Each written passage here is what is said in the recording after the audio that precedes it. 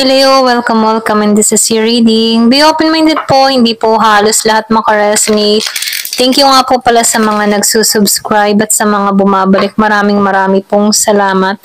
Give me the message for Leo. Ano yung mensahe sa'yo? Ano yung gustong iparating sa'yo? Give me the message for Leo. Ano yung mensahe sa'yo?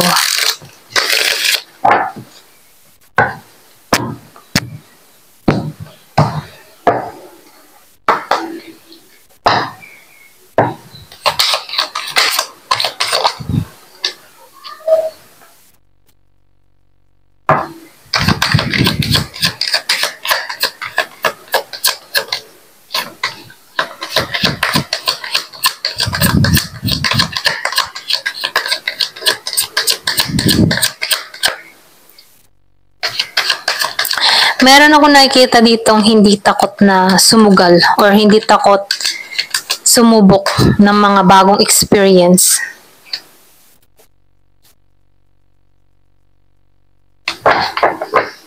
Meron ako nakikita ditong mahilig gumawa ng mga pampaswerte or pwede rin sabihin mahilig tong gumawa ng yung mga tumuklas na mga karunungan, lihim, mga ganyan. So, nafe-feel ko dito na meron itong mga sinasagawang ganito.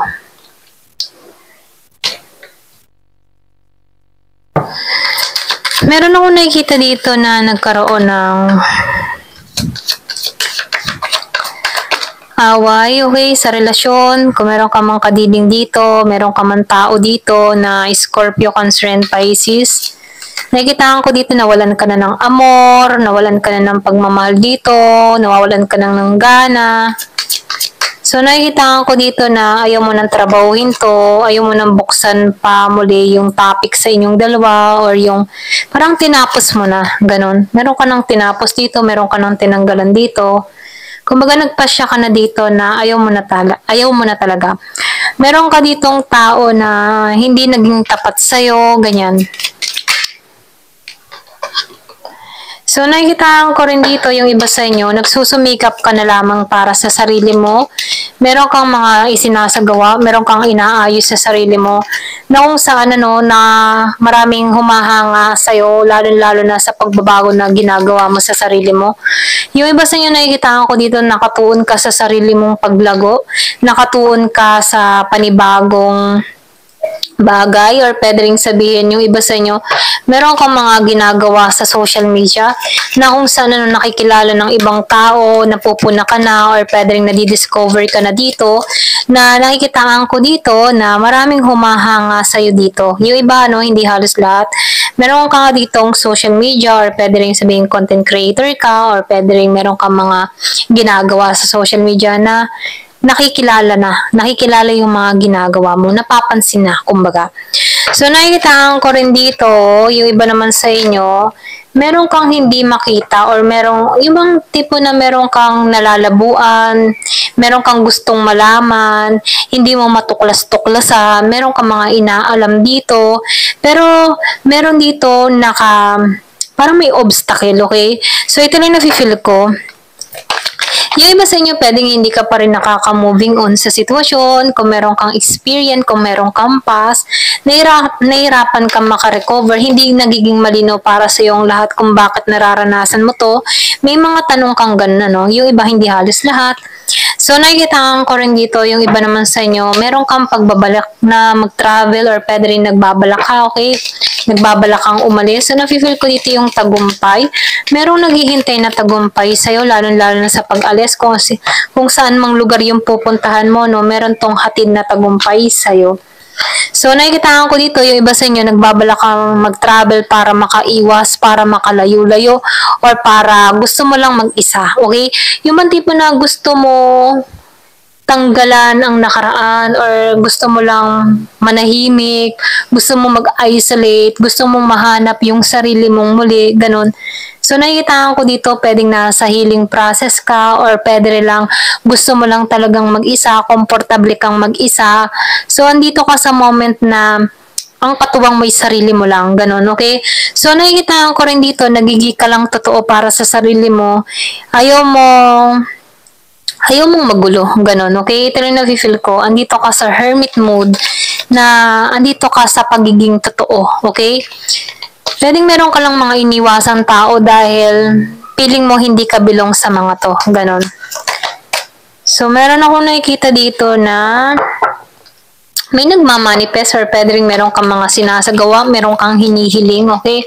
So, na-feel ko dito yung justice or pwede rin sabihin kung ano man yung mga kahilingan mo, kung ano man yung gusto mo mangyari, makakamit mo to. Ito lang yung mensahe, no? So, nakikita ko rin dito, maging klaro ka sa kaisipan mo, okay? Kasi makakamit mo yun, magkakaroon dito ng miracle or pwede rin merong milagro mangyari sa'yo dito. Kaya sinasabihan ka dito, i-clear mo yung mind mo, i-clear mo yung iniisip mo kasi ma-attract mo to.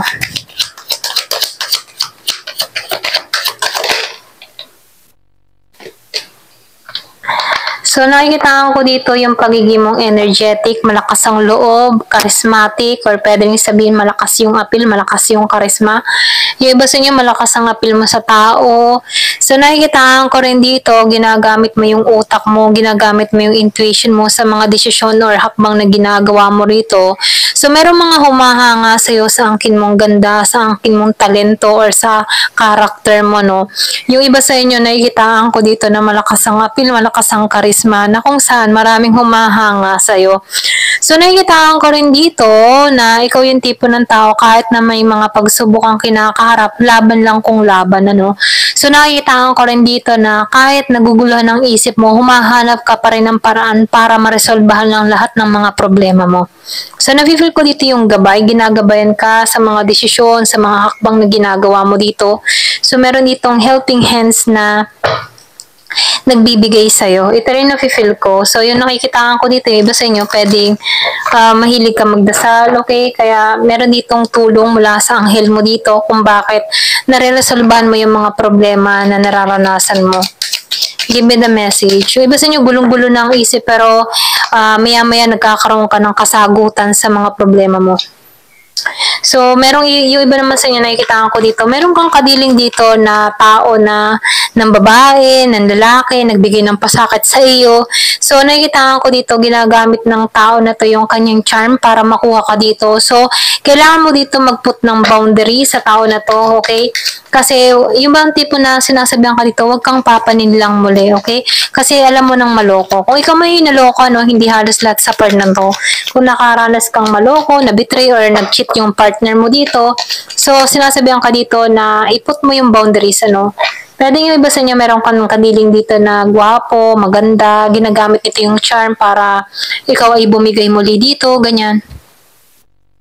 So, nakikita ko rin dito na minahal mo talaga to, okay? So, minumungkahi dito na mag-self-love ka, mag-self-care ka.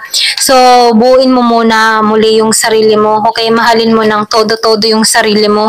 Kasi nakikita ko dito, the more na minamahal mo yung sarili mo, the more na nagiging attractive ka sa tao. Ayan, ito lang yung mensahe. So, meron ditong golden mirror. So, yung iba sa inyo, no, meron ka ditong karelasyon na narcissist or pwede rin sabihin na hindi to nagseryoso or pwede rin na yung mga tipong negative lang yung energy ng tao na to. Masyado kong nadidrain sa energy ng tao na to. Okay? Yung iba sa inyo, kung mapapansin mo, nagsasama pa kayo dito, para bang nagsasama kayo dito pero hindi ka totally masaya. Okay? Parang nakukulangan ka. Parang may kulang pa sa buhay mo. Ganyan. So, nakikita ko dito, masyado kang nadidrain sa tao na to. Okay? So, love bombing. So, Phoenix, ano? So, nakikita ko dito yung pagbangon mong muli. Hinanap mo muli yung sarili mo. Nirenew ka dito, nagkaroon ng transformation sa'yo, nakatuon ka ngayon sa paglago or pwede rin sabing lumalago ka na dito. So, nakikita ko rin dito yung iba sa inyo, merong mga pagbabago na nangyayari sa kaisipan mo. Okay? Kumaga, parang kang ibang tao na, nagmamature ka na, iba na yung pananaw mo sa buhay. So, nakikita ko dito, handa ka na talaga sa pagbabago. The more na nagiging handa ka na sa pagbabago, yung binabago mo yung sarili mo, nakikita ko dito may mga taong na-attract sa'yo. Okay? Maraming na-attract sa'yo dito. So, nakikita ko dito, meron ditong tao nagkaka-interest sa'yo, nagkakagusto sa'yo, gusto ka nitong i-date, gusto ka nitong landiin, gusto ka nitong kausap, ganyan, ano. So, meron ditong magiging masaya yung love life, ano, dahil sa parating na tao na to sa buhay mo. Ayan, ito na yung nakikita ko. Someone likes you. Okay? Ayan, hanggang dito na lamang po. Thank you for watching. Love and peace.